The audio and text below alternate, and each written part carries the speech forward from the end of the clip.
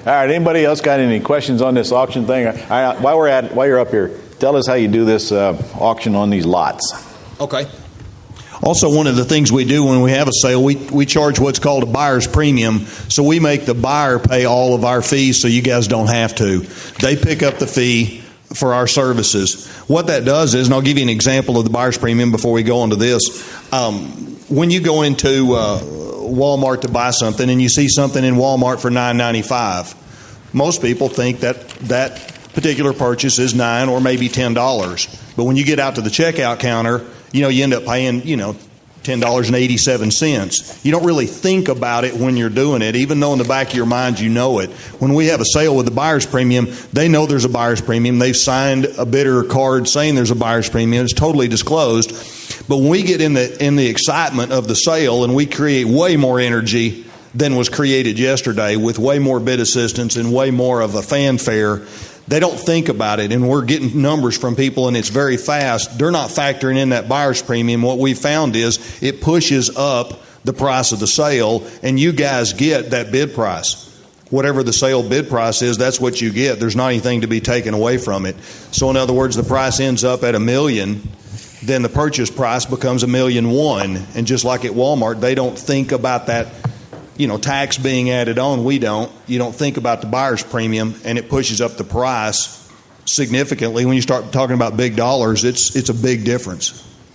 Could you talk about maybe absolute versus reserve auctions? I bet he can do that. And what are the amount of the seller's upfront expenses for marketing? I guess you maybe covered all these anyway, but what's your success rate on the marketing? What we do is we take a particular piece of property and we figure out who our customers are. Who is the customer? Who is the group of the best buyers for this project, depending on whether it's residential or commercial or land or industrial or ranches or whatever. And depending on whether you're selling a $1 million home in Atlanta, what it's going to cost to reach the crowd of people in Atlanta that would buy $1 million home is a lot less than if we're selling a 46,000 acre ranch in Colorado, and we're trying to reach the world. We're trying to reach the world, and you're talking about ads in the Wall Street Journal, and we're talking about ads in major trade publications. Buying. It's totally different. So on the low end, you might get something that we can get done, depending on what the size is and how big the group is we're trying to reach. Sometimes you've got a property that's so specific that there's a small group of people that are going to buy it. You're selling a waste plant. There's not that many people that are interested in buying that, so the cost to reach those people is going to be significantly less than trying to reach nationwide people to buy a 46,000 acre hunting ranch in Colorado, where you're trying to reach a nationwide audience, which could be 100,000 to reach them. If we're trying to sell something that we know the only people are going to be there are builders, and we can market just to the group of builders because we know that's the highest and best group that's going to be there to buy this, then that's going to be significantly less because they're easy to find and easy to market to. So what we do is figure out, the highest and best use of the property, which is what you guys are going to have to do. And if you send it to us and then we determine it looks like with your goals and what you're trying to reach in this property, the auction method is best, then we figure out exactly who those people are so that we can take like a laser best we can and just market those exact people and not spend $1 reaching some people that don't matter. So to answer your question, it could be $5,000, it could be $100,000 to reach that amount of people. Talking about absolute versus reserve, all auctions, unless otherwise stated, have a reserve in them. And what that means is there is some price not known to the public, not known to anybody, that we do our best to keep it private between the seller, you guys, if y'all have hired us, between you guys and our company, where nobody knows what that minimum reserve price is. And if it doesn't reach at least X number, it's not going to sell.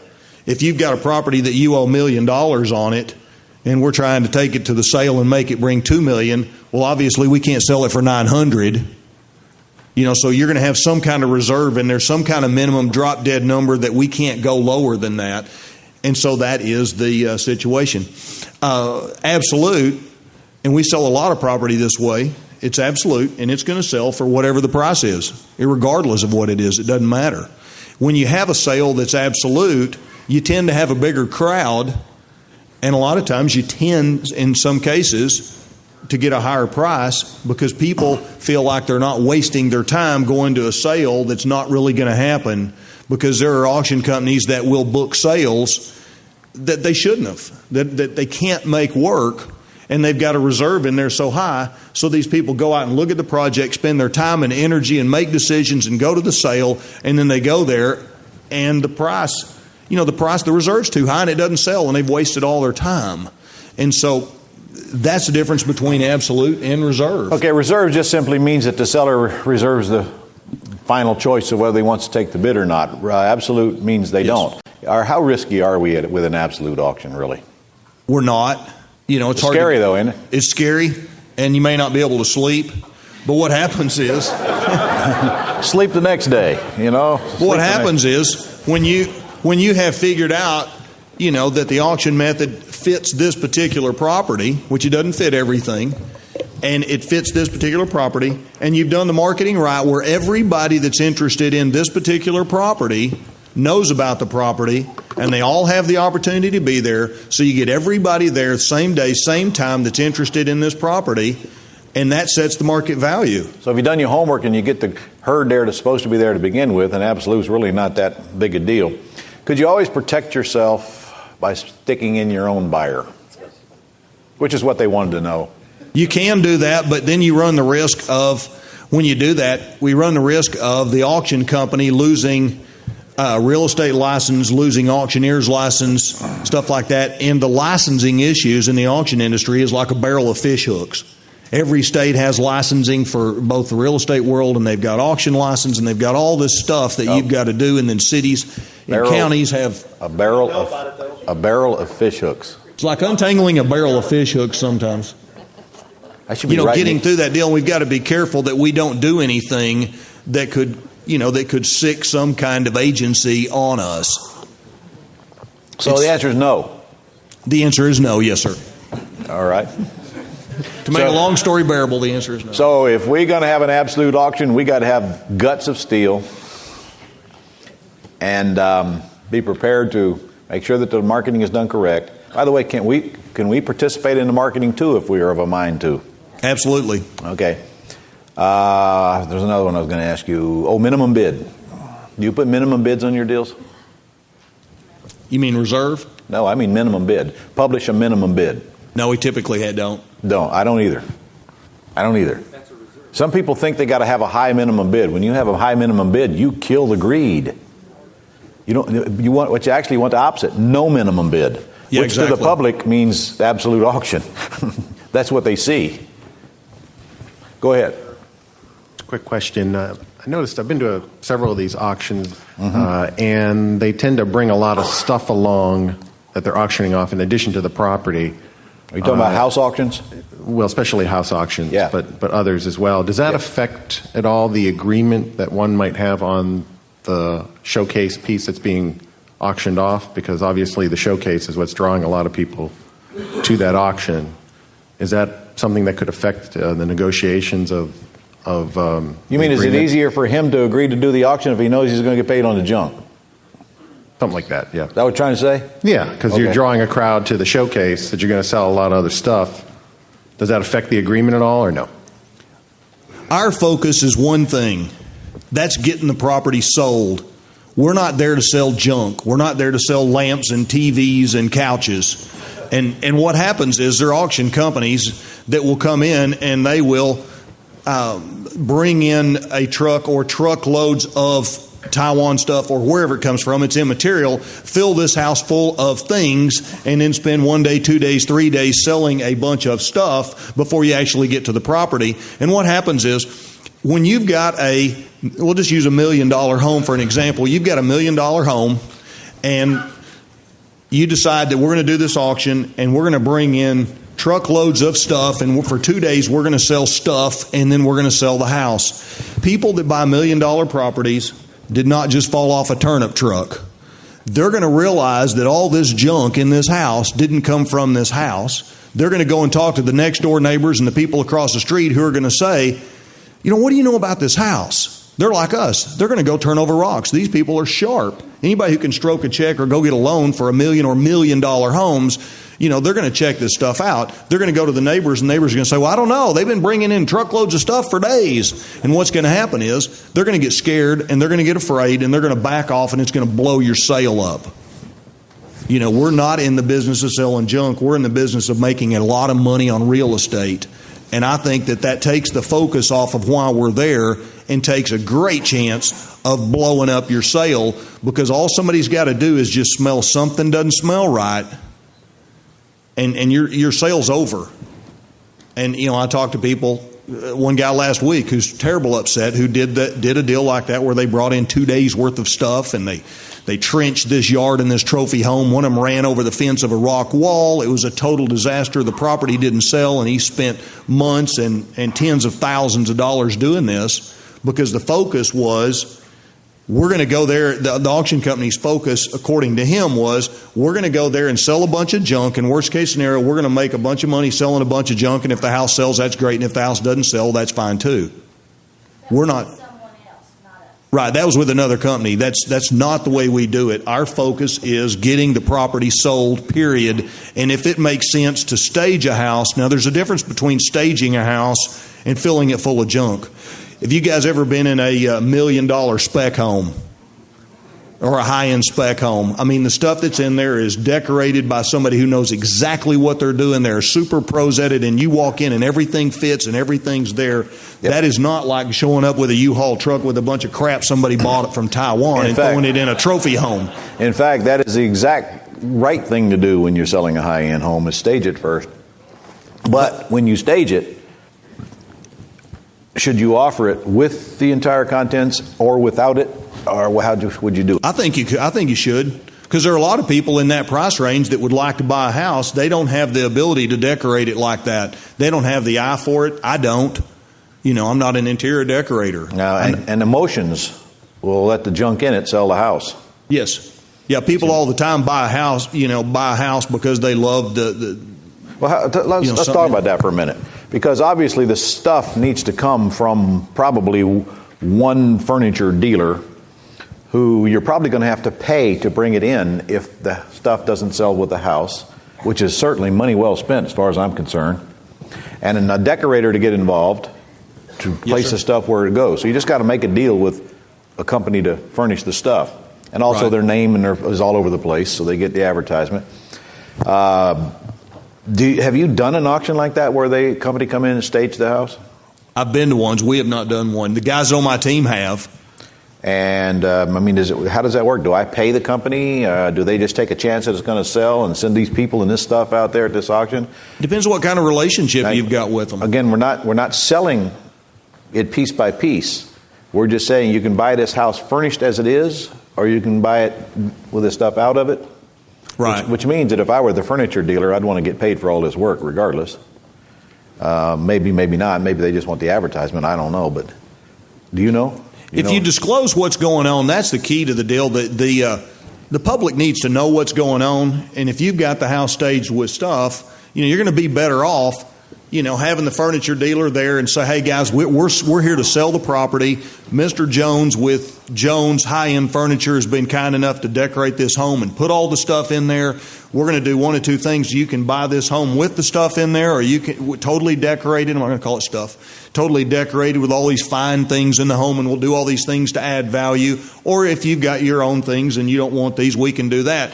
You've just got to be real careful so that the public knows what's going on, and they're not scared and they're not afraid, because you'll blow your sale up doing this kind of underneath the table, pull the wool over their eyes. That doesn't work. Or you could just plain old pay somebody to come stage the house and forget about the stuff going with the house. Exactly. Okay. All right. Well, tell us about what you wanted to tell us about the lot thing then. Okay. There's a real exciting way that you can sell property. It's called a multi-par land auction, which is short for multiple parcel land auction. And what you do is you either buy a particular tract of land as a whole, and it can be whatever size. You either buy it and take it down, and then we sell it by the individual piece. Or if you do it right, we can buy it and do some creative stuff and protect yourselves where you can't you can't get in a bind and not be able to deliver title. It's the principle of buying by the pie and selling by the slice. And what we're doing is doing it in a very fast, very high energy way. And there are projects like condos that work extremely well selling at auction, which is not necessarily multi-par, which is what we're talking about, but we talked about stuff that works well and stuff that doesn't. Condos and resort areas work extremely well for auction because you are selling to people that have the ability, to go get the money. They have that self-confidence to buy at a sale, and they're buying it to live in. They're retail buyers. They're going to get new loans, so you can push that price up. So condo projects have a tendency to work exceptionally well in resort areas, for sale. All right, say we've got this. This is the equestrian project. Say, for example, and that may or may not be a good example. We'll use several. But you've got all these different lots here. And what we'll do in a multi-par land auction, you take a piece of property and you get it engineered and divide it up into the highest and best used pieces, whatever that is, depending on the size of it. And what you do is you go around and so we've got this piece of property and some road frontage on there. And the engineers decide that this piece of property's highest and best use, is to divide it up into some kind of pieces, that maybe look like this. And maybe there's a creek that runs beside it. Maybe there's not. And what you do is we'll go around and we'll set up an auction and bring in a whole team of people. We've got bid assistants in the crowd. A typical one would be you've got big tents set up like Ron had at his house at MIS, outdoors. We've got tables set up in there for everybody to sit at. And on that table, you've got maps of the area, you've got pictures, and you can envision yourself in this project that's already there. When he showed pictures of that equestrian deal the other day, and you see the horses there, and you see all this stuff, well, there's nothing there. It's a field. That's correct. There's a field. But you see people What into you that. could have seen if we'd went on the bus trip. It's dirt. Just like grass. It looks just like grass. But you put those pictures and you put the stuff in there and you paint the deal, and they're there at their table and they can envision themselves already in this particular project, and it's already there, even though nothing's done. And so we've got this room, and we've got professional bid assistants who will help and encourage and answer questions and push up the price with everybody in that room. So what we do, we'll go around the room the first time, and we will have a sale and say we've got lot number 1, 2, 3, 4, 5, 6, 7, and 8, and maybe 9 over here. And what we'll do is we'll go through the room and we'll start out a sale, and we'll, get somebody that will bid on lot 1 and say lot 1 ends up at $10,000. Who are your bidders? Developers or individuals? It depends on who that, it could be developers, it could be people ideally. Both, huh? Ideally, it's people who are going to live there and build their home because they pay the most money. That's who we want there. Anytime we can have an auction and have retailers there, that's what we want. Anytime we can sell property and sell it to end users, that's the goal. Because if we sell to anybody less than the end user, we take less money. So we're trying to figure out how we can put together deals to sell them to end users no matter what we're doing. So you really want both there? Yeah. You do need both there because sometimes you don't have enough end users, that'll buy, and you want to make sure somebody's there to buy. So ideally, he's right. You want both. You want the guys who will pay retail and the guys who will pay wholesale. So we're through. The project is done and has reached the maximum dollars it will reach. So we go around the room and we get, say the first person that bids on lot 1, they don't actually buy it. We don't say sold. We say posted. That person has not bought that lot for $10,000. They have just bought a position. They've just kind of gotten control of that lot, so to speak. And so we'll go around and say the second one ends up at 10, and the third one ends up at 15, and this one is 20, and this one is 30, and this one's 40, or whatever the numbers are. And we'll go around and we'll get a number on that whole tract of land on each individual piece. It's typical, say that, and they may bid on one lot, or the same person may bid on 2 lots or 3 because they want a little bigger piece. They want their own little mini Ponderosa, so they'll take 5 lots instead of 1. So we go around and get everybody to bid on it, and we post it up onto a board. Then what we do is we go back around and open the room back up to combinations, and we'll figure out and say on this particular deal it might bring $800,000. For example, the first time we go around. And then what we'll do is we'll go back around and say, all right, guys, we're open for combinations. Anybody, if you're interested in buying one of these, if you missed out on one of these parcels here the first time we went around, you can get back in and you can you can bid back on any of these parcels if you want to. Because what happens every time you're at an auction and you don't buy whatever it is, then you kick yourself and go, man, I should have given another $1,000, another $100, another $1. I mean, whatever the deal is, you feel this remorse that you missed the deal. And so now you have a chance to... I think it's greed is what it is. Yeah, you have a chance to not feel that remorse. So now you can go back and, and talk about, and decide to raise your bid on lot 1 or 2 or any of them. And then the guy who thought that he had it bought, who's talking to his wife about how we're going to build on there the first time around, goes, crud, we just got kicked out. They don't really say crud. You told me that once before. On that other tape. But, then all of a sudden they realize something they thought they owned has been taken away from them. And they want it back. And so what happens is, then you go back around and say, and so a lot of people will raise the individual bid on that particular piece of that particular lot or that plot. Now somebody comes in and they want lots 1, 2, and 3. And the first time around they went for 10, 10, and 15, which is $35,000. And somebody says, well, I'll give 40 for all 3 of them. Okay, so now this guy's at 40 for all 3 of these, and those 3 guys are out. Well, imagine what we do at that point.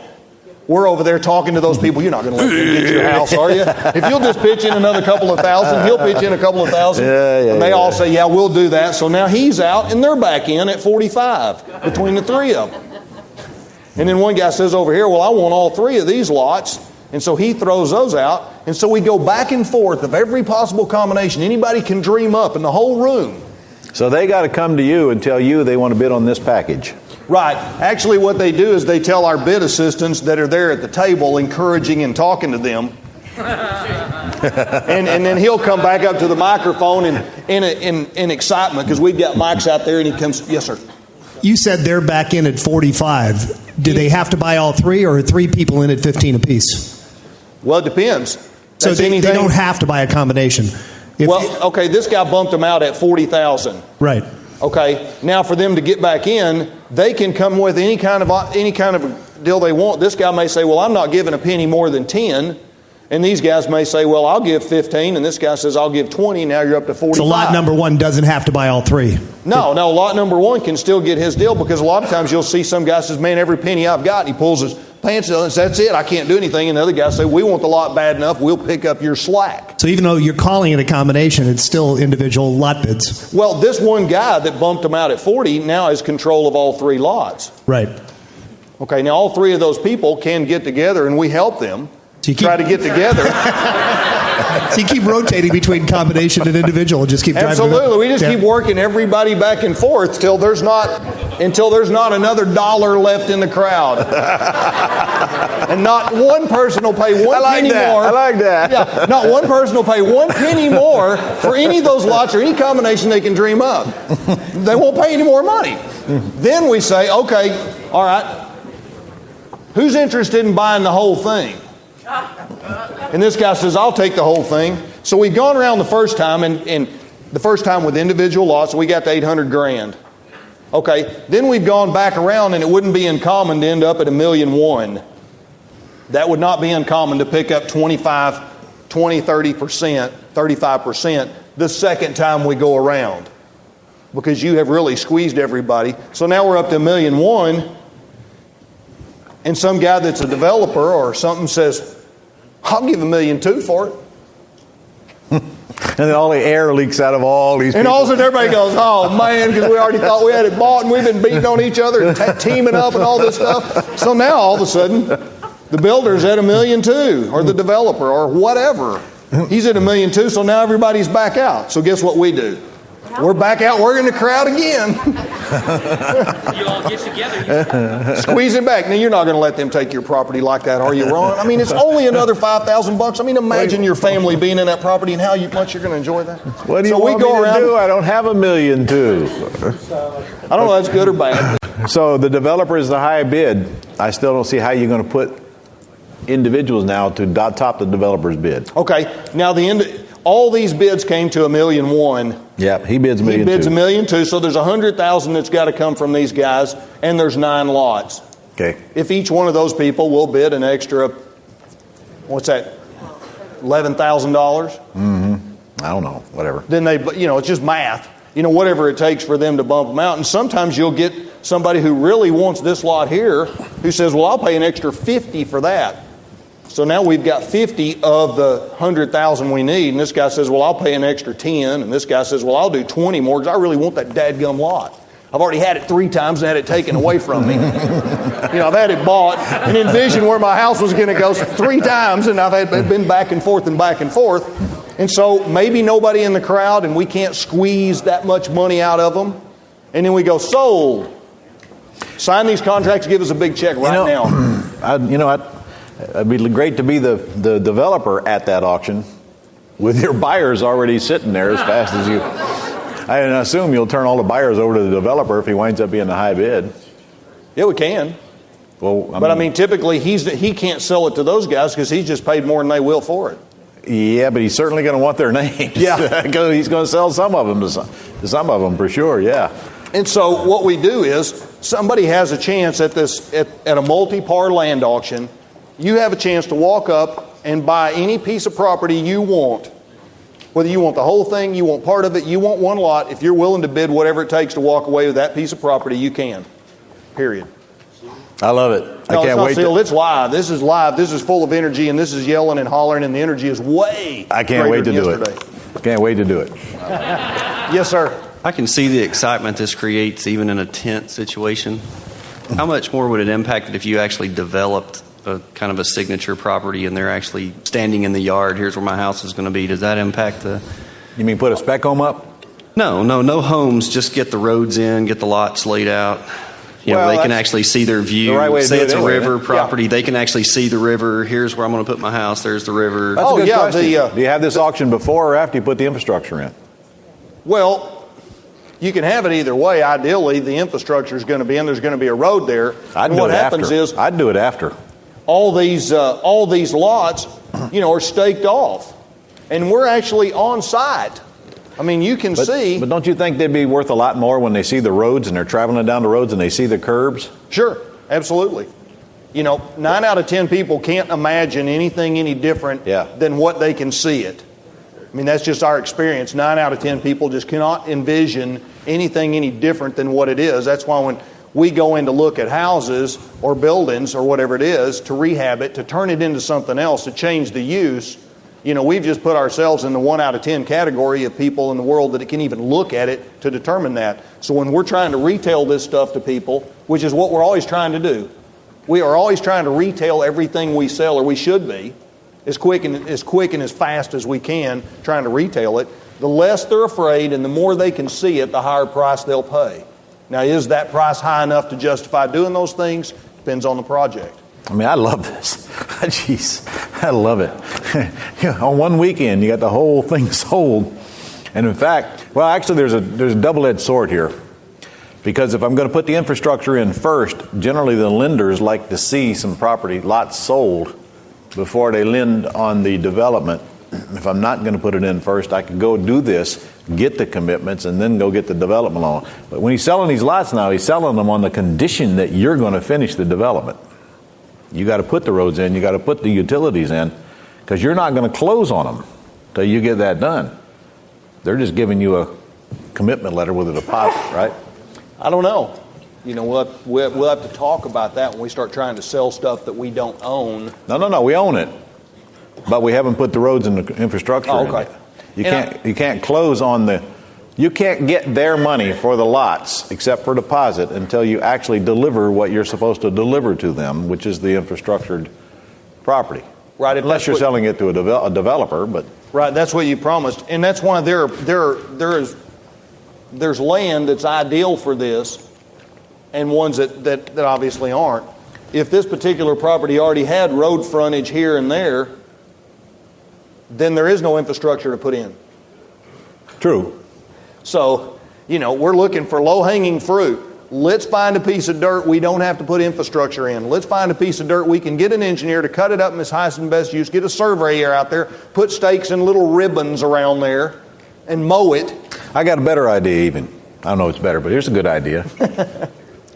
You guys remember my memorandum and agreement for contract? What if we get a few of those for a developer, from a developer, which does not bind us to sell them the lots, but only binds us to take their, but it means we'll accept your deposit. In other words, you just create a little agreement. We'll take your deposit, but we're not promising you that we're going to sell you the property. You take that and get your infrastructure put in. Because I'm going to tell you, I got to believe that you're going to take at least a 25% hit on value trying to sell these before the infrastructure is in rather than after. I mean, I've seen land both ways. And I'm buying a project in Michigan right now. When I can drive down that brand new road and see them brand new curbs, and it is so much easier for me to picture this thing. Plus, I'm a lot closer to getting done in their minds. And now my dream that I just bought is closer to becoming reality than it is if I'm just looking at a stake sticking out here on the ground somewhere. I guess it can be done both ways. Well, a lot of times people will do on phase 2. That's right. They can do phase 2 as a sale. Then the infrastructures then everything's there. They see the houses. There's all the energy. You know, when you go into a neighborhood and you see all these houses being built in the neighborhood and you see the sharks and the frenzy energy, all right, you can ride that. Let's take these questions and we're going to break. Go. Okay, yeah. Is this auction process, is it better suited for a large number of entry-level sort of spec home builder lots or some 10 oceanfront trophy lots? And is there an aggregate value that you have to hit before it's worth staging an auction? Are you talking on land? On the land. This is lots. So does it work better to try to sell off 50 spec home lots to either home buyers or small builder developers, or is it better set up as something for, sort of trophy equestrian estates or oceanfront lots or whatever? Or does it matter? I don't think it matters. I don't see how. Is there a minimum dollar value that sort of makes it worth setting up the infrastructure and staging the auction? Like, should I have 50 lots that equal, or whether, it doesn't matter the number of lots. Does this have to add up to be at least, $1 million sale, like 100,000 commission to you? Or like, is there some base level that makes it worth the cost of staging an auction? Yeah, typically on something like this, because it's more involved, it's going to have to be million or millions for our team to get involved. We've got a company called the Auction Marketing Network, and they'll pass out stuff to you guys in a minute when we get back from break. And what we've done is we've got a group of the best auctioneers in the whole entire world. And so what we'll do is, if it's a project that's too small, for us to fly people all the way across the country to do it, we can still get you with the very best auction people in that area to try to do something. When you start talking about a multi-par land auction, it's not going to be a $200,000 or $300,000 deal. I mean, you're going to be talking million or millions. Kirk, put your contact information on the tapes over here while you can. Okay. The name of the company is Auction Marketing Network. The website is auctionmarketingnetwork.com. The office number is area code 615-826-7000. Yes, sir. Have you ever done one of these where you didn't meet reserve, where it was going sideways, and what do you do in that case? Let's say in this case your reserve on this property is 1.5 and people end up at 800,000. You don't have a sale. Then you have to humbly stand up in front of the crowd and say, folks, I am so sorry. This sale's not going to happen. Do you disclose it during like your phase 1 of your thing, or do you not even say, hey, we need to get the prices higher for this actually to sell? Right. Not? I mean, Well, I got a suggestion. Mm-hmm. You collect all the names of the bidders and you have a round robin auction that night. Okay. You call each and every one of them and say, this is my highest bid. Do you wish to up it? I'll call you back as soon as I get a round robin. Don't forget, you still got the other market that you can go tap into. Mm-hmm. The auction is the way to weed out the cream of the crop real quick. And in this case, you can sell part of the lots without selling all of them. Exactly. Okay. I mean, you play it by ear. All right, Kirk has some more things he wanted to mention on this auction to keep you guys out of trouble before I turn him loose for a little while. Then I'm going to have him and Rick back up here in a little bit. One of the things a lot of people ask about is getting a property under option and then having an auction. There are a lot of problems and risk when doing that, and I'll give you guys some examples. Say, for example, you have a property under contract where the guy has promised he's going to sell you this property. Because that's all a contract is somebody's written promise that they're going to sell it to you. Until you have the deed in your name, you don't own that property. You just have this guy's promise that he's going to do that. Whether you have an option or whether you have a sales and purchase agreement, you have a promise from somebody that they're going to sell us the property. Okay, say for example, you've got this guy's written promise that he's going to sell this property. We spend all this time and energy and money and marketing and doing all this stuff.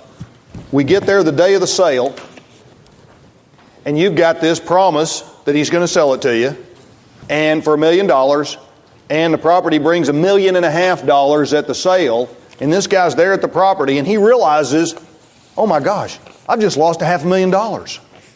He can stand up and start screaming in the auction, this is my house, and by golly, you're not going to sell it. You can't throw him off the property. No matter what's right or what's wrong, he has blown up your sale. Then if he doesn't choose to blow up the sale at the auction, then you still got to get it closed. Say the guy tries to blow up the sale the day of the auction. Say he doesn't. And he just stands there and watches and realizes, I just lost $500,000. And they have a promise from me that I'm going to sell them the house. Maybe I won't keep my promise. So now we've got a contract from the guy who's buying it and a large non-refundable escrow deposit because he's bought it. When they sign the agreements at auction and give us money, they will never see it again in this lifetime, provided we can give them clear title. But that money, when you go to an auction and you sign a contract to buy something, you have bought it, period. So just make sure when you go to an auction and you buy something, you really wanted it, because you're really going to own it. And whatever money you put down is hard and it's non-refundable. So say, for example, we have the sale and the guy's there and he realizes $500,000 of what he thinks is his money, which isn't, is gone. Now, he can do several things. He can show up to closing and be a nice guy and do what he promised. He can call you up and say, you realize, we have an agreement for $1 million, but, I've been thinking about it and I really want $1.4 million for my house, or I'm just not going to show up to closing. And then you're going, uh-oh. And there's nothing that can make him go to closing. You can sue the guy, and in the year 2007, y'all can figure out if he's right or, who was really right. In the meantime, you've got a contract with the buyer, who's a serious buyer, because this isn't a little house, who's put down a serious amount of earnest money, cash, up front, signed a contract, already tried to sell his house, maybe packed up all of his stuff, and it's in his moving van. And he's ready to move in this house, and you go to him and you say, well, tell you what, the guy who had promised to sell me the house is really not going to sell me the house now, so I can't really sell it to you. Well, he's going to sue you and me and every auction company and he's going to try to take licenses, and he's going to try to do everything on the planet and make life horrible for all of us. So he can either he can either try to blow up the sale the day of the sale and probably get it done if he's trying. It's not that hard. He cannot show up to closing and blow it up that way. He can renegotiate with you for your money, which you're not in a strong position to negotiate. Or he can go out real quick and put a mortgage on the house that he owns. So when they call for the payoffs at closing, now all of a sudden he owes $1.3 million or $1.4 million to his buddy who they went down and cooked up this mortgage and filed it on the property. Now you can't deliver the title unless you give him all the profit, or maybe he's decided he's not going to sell his house or whatever. No matter what, they're going to sue everybody in sight. And we got a very bad day. Okay, So point made. You got me scared. here's the way that we get around that. What you do is, when you have a property, what you've got to do is you've got to have control of that property. You've got to have ownership. You've got to have the deed. Now, a lot of people say, well, they're not going to deed me their property, and just hope that I'll do the right thing. What you can do, there are several ways we can do that. One is they can deed you the property where it's in your name, and then we can get a deed signed back to them if the auction doesn't work, that's held at your attorney's office.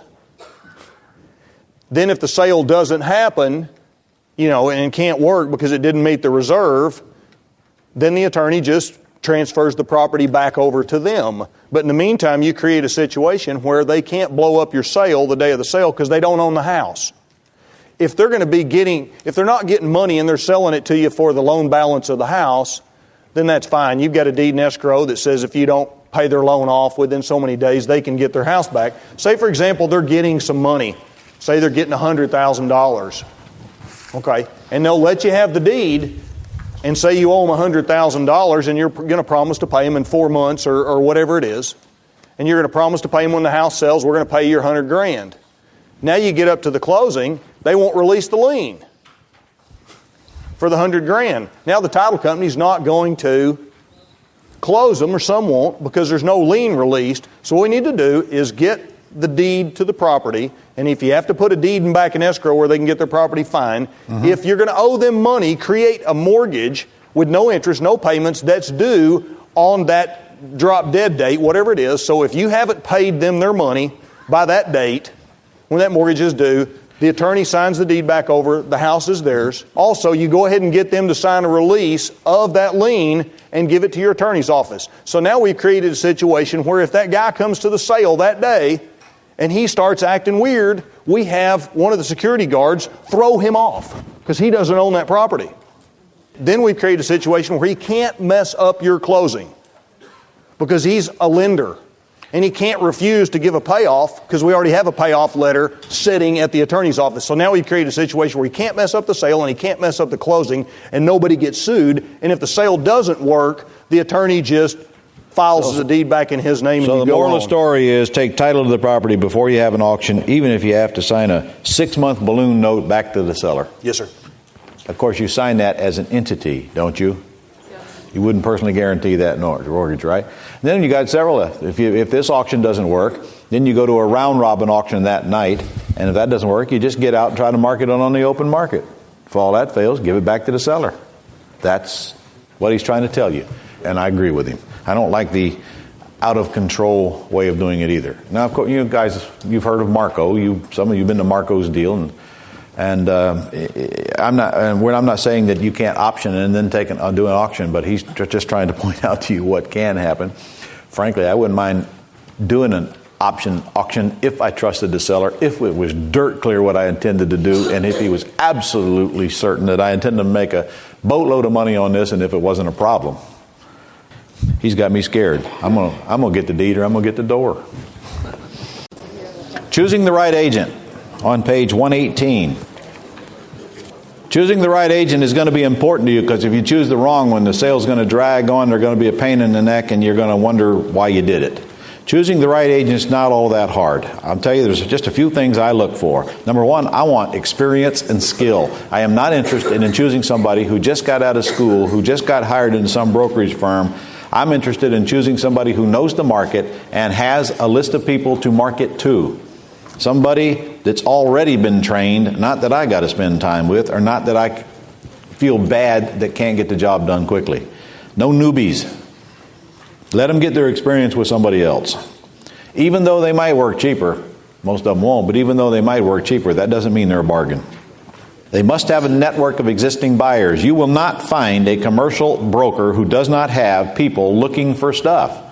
Some of it's listed, some of it is not listed. Some of of course, their buyers aren't listed, but all of them have a list of people that want to buy blank. They take your property, that's why it's got to be ready to go immediately, and they plug it into that list of buyers, and they present it to that list of buyers, and they try to skim the cream off the top quickly to get a fast commission check. They can advertise, but you'll find quite often if they happen to have the right buyers, this property will never hit the market. That's why you see a lot of commercial properties turn over and never see a sign in front of them. If I'm dealing with a broker, they got to have a personality that I can deal with. And I'm not kidding about that. I just can't deal with people that I just can't stand to have lunch with. I can't make myself do it. Now, of course, does that mean that everybody I deal with, I'd like to hang around with? No, not at all. Some of the folks you're going to deal with they're just good. They're good people. They're good at what they do, but they're not somebody you'd buddy with and have a drinks with at the bar. But still, you can carry on intelligent conversations with them and have a meeting of the minds and agree on what to do and how to do it. Somebody who wants to fight you every step of the way and argue with everything that you suggest and tell you how wrong you are and tell you that this, want to run the show their way when it goes against what you're trying to accomplish is not somebody you want to do business with. Now, if I list a property, I'm going to list it for 90 days. And frankly, If they don't have any interest in it in 90 days, I got no reason to believe they're going to have interest in it in 180 days. So broker says, well, I won't list for 90. I say, you are correct. You won't.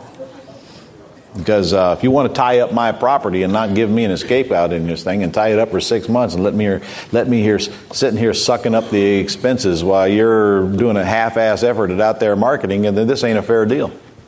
If you want to tie it up for 90, I can always extend it after the 90 if I feel like you made your best shot at it and done your best efforts, but that decision is going to have to rely on me, and that's an escape clause I got to have, or we can't do this thing. That's all there is to it. And will many brokers say, no, I don't want to do it for 90? Is that okay? They can run their business the way they want to run it, and I'm going to run my business the way I want to run it. And will many brokers say, yes, they will do it for 90? In fact, to tell you the truth, the commercial brokers that I know will tell you, man, if we don't have it sold in 90 days, we probably don't want another 90. That's the way I'd feel about it if I were that broker. Now, if you're not in a hurry to sell and you don't care, then it's a non-issue. If you're just putting a property on the market to play out the market, and if somebody comes along and pays your retail price for it, so what? Then if you don't really care if it sells or not, what do you care how long the listing is? But if you're in a hurry to sell, you want to either put it on there for 90 days or you want to have a buyout clause. And guys, you all have heard about buyout clauses. Same thing with commercial. If you want the right to bring in a buyer yourself, this is an agreement you have to make up front with the agent. And it's simply a matter of writing it in there. For example, if I bring a buyer, the agent will receive $2,000 for marketing costs or whatever you agree upon, and this agreement is void. Now, do they like that? Of course not. But hey, it's either that or don't list it. You've got to come to an agreement to protect yourself. Truthfully, if I like the agent enough to list with them, I don't mind listing for 90 days with absolutely no escape clause. None. Because frankly, if I didn't think they were going to sell it, I probably shouldn't be listing with them. There's no guarantee they're going to sell it. I don't expect one. But I expect their best efforts, and I'm not going to get into a long, lengthy trap hoping they can get the job done. A few more rules of engagement. Now there could be some controversy on this one. Make sure they're working exclusively for you. Frankly, when I'm selling a property, I want total allegiance from that broker. I don't want any allegiance from them onto the buyer.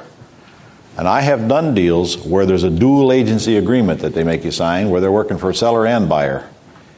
To me, that's kind of a conflict of interest. How can you work for both? You either work for one or the other, in my opinion. Usually I wind up stealing the favor of the broker regardless of who they say they're working for anyway, because it doesn't take them long to figure out who's going to make the money come to the table. But I'd rather see an agreement that says that you're working exclusively for me. Now, if I'm the seller, I'm going to insist on it. What if you're the buyer going to the listing agent to buy? Well, that listing agent should be representing that seller. But you'll be surprised how little loyalty there really is there. Some of them want you to sign a dual agency so they can tell the seller, I'm working for both sides. Well, if I'm the seller, I ain't putting up with that. But if I'm the buyer, I don't really care. If an agent brings me a deal and they're not the listing agent, then this becomes real easy.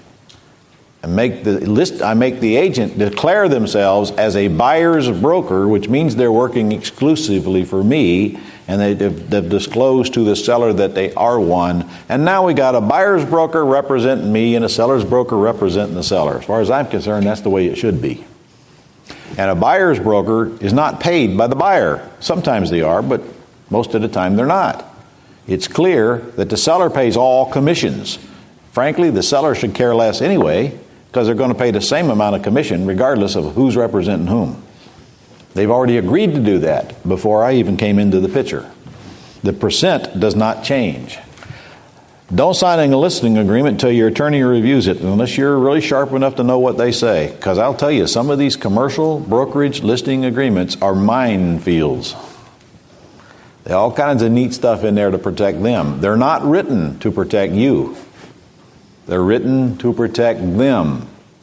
And if you're brand new in this business, you should be very careful about signing one of those listing agreements, just like we discussed on the second day about signing agreements with mortgage brokers.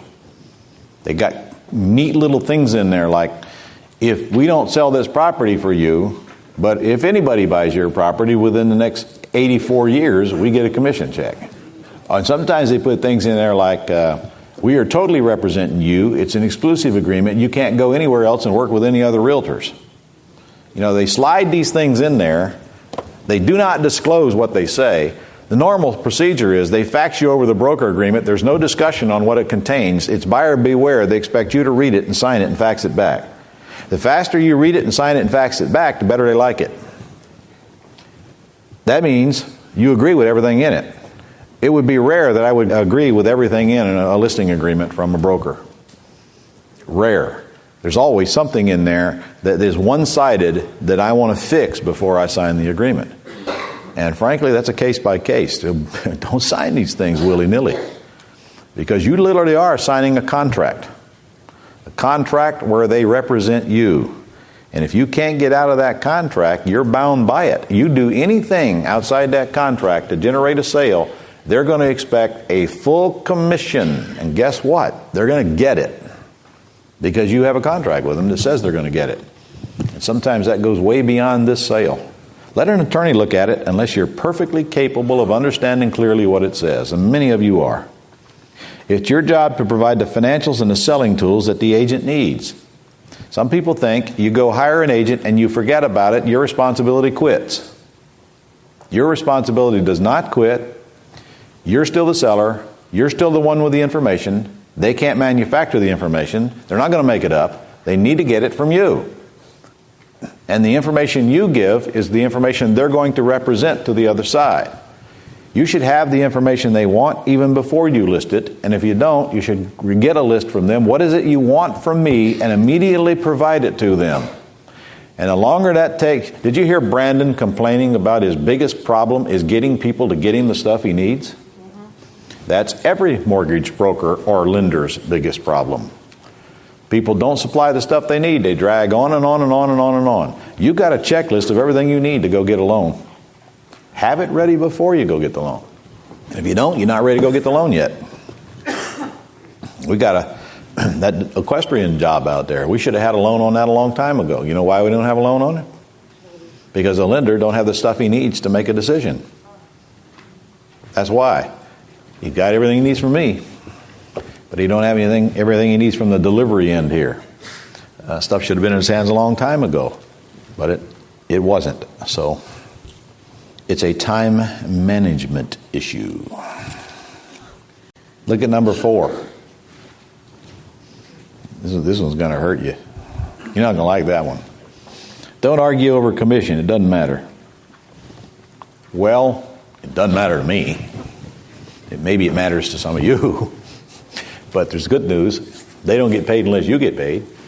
And in reality, if the commission is the big deciding factor, better ask yourself, how did I screw this deal up till I'm to the point to where commission makes the difference? You know, it may not have occurred to you that the people who want the most commission are probably the ones who do the best job and deserve the most commission. When you go to an attorney, you can pay them $150 an hour, or you can pay them $500 an hour.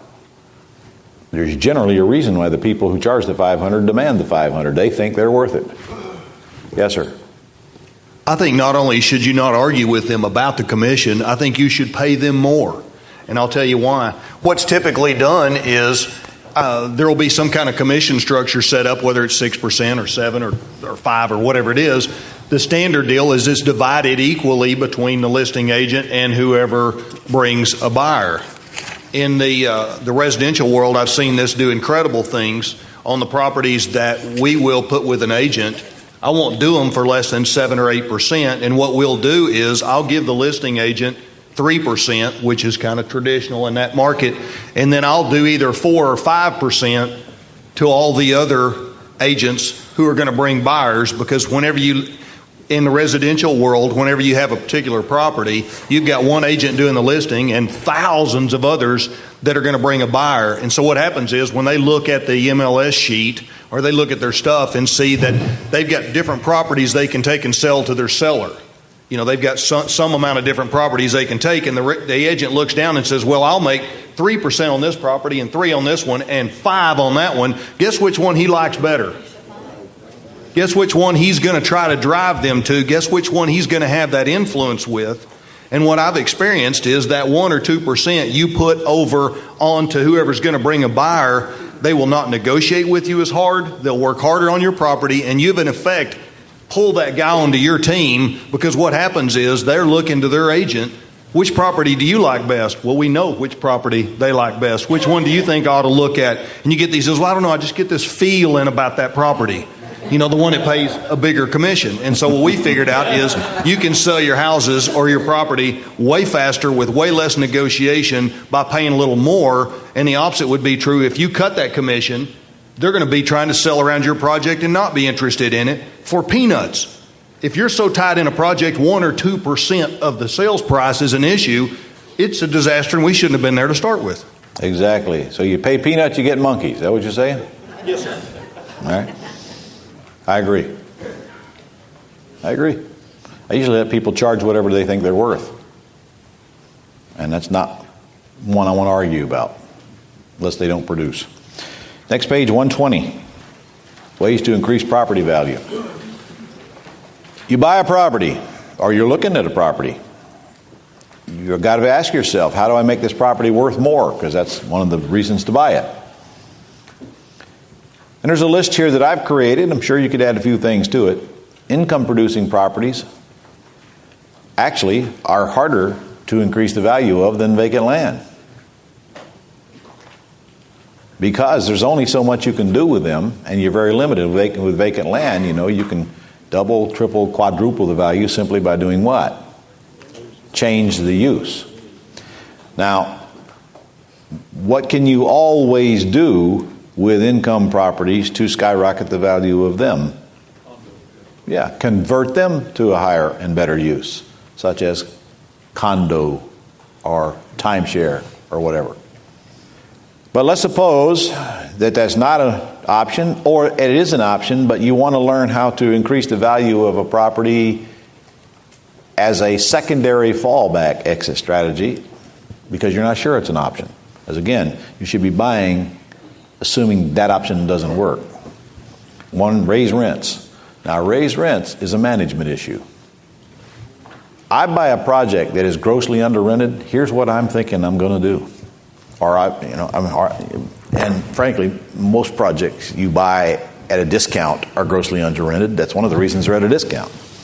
I'm going to go in there after buying it and arbitrarily raise everybody's rent at the same time. Now, what would you automatically assume if you were to do that? You know, mass exodus, right? Well, before you assume that, there's a couple things you ought to add to this equation. Number one, at the same time that I'm raising their rent, I'm going to sell them on what's going to happen to this project now that it's changed hands. Your environment will change. Here's what we're going to do. Boom, boom, boom, boom, boom, boom, boom, boom, boom, boom. In that light, this is why we have to effect a rent increase effective at the first of next month. You will be shocked at how few people will move out of that project. Especially when you think to yourself, isn't it a giant pain in the neck to move? Who loves to move? Nobody loves to move. And even when they move, what are they going to move to? A project where they're going to get equal or maybe even a little less rent, but it ain't likely if this thing's already under rented, is it? So now they got to go out and find a place that says of the same rent, and then they got to pay the expenses of moving. In addition to that, you find that most leases allow the seller to raise the rent. That does not give them the right to get their deposit back just because they move. And if they're in the middle of a lease, some leases will allow the landlord to raise the rent during the lease. The lease doesn't have to expire to raise a rent. Anyway, I want to get it done.